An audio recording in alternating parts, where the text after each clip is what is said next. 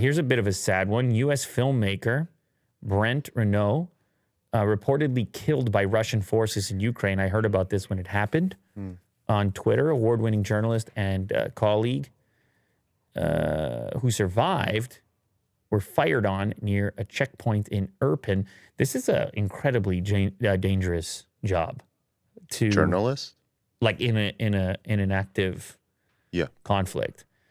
Now they typically will be wearing some special gear to indicate that they're a journalist and that they're they shouldn't be shot at. But at the same time, you're filming a firefight. That's right. Which is very, very dangerous. Insanely dangerous. Absolutely. It's chaotic. Anything can happen, even if you're wearing the uniform.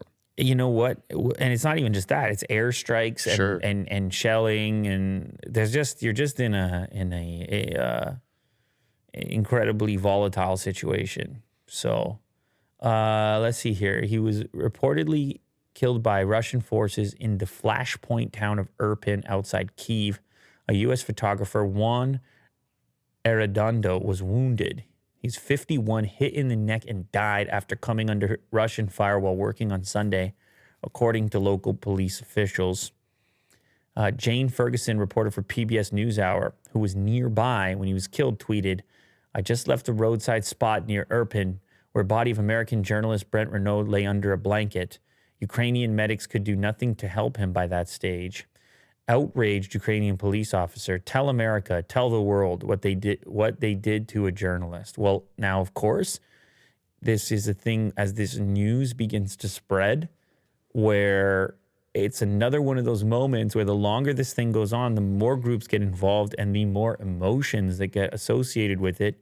You have terrible events, you have terrible outcomes, and the statement there from the Ukrainian police saying, "Go show the world." I mean, I think you can understand the reason, tell America, tell the world.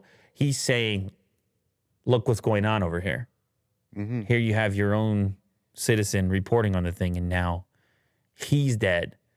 So it's a very unfortunate situation. Absolutely. Mm-hmm. Terrible loss. And let me just say one more thing on the journalists over there. You and I have been talking in the past about how difficult it is to figure out what's even going on. Because you're getting these overly simplified positions and stories and things like this from media. And so we sit here and we try to read from as many sources as possible. And we try not to say definitively this thing. We try to just present as many sources as possible, as many viewpoints as possible. And then, like many things, hopefully the truth is somewhere in there, some portion of it.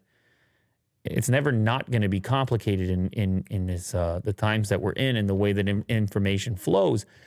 But thanks to the journalists that are there, that do have a camera with them, that do have a microphone with them, that's the only reason we're able to know anything. Yes. Like concretely.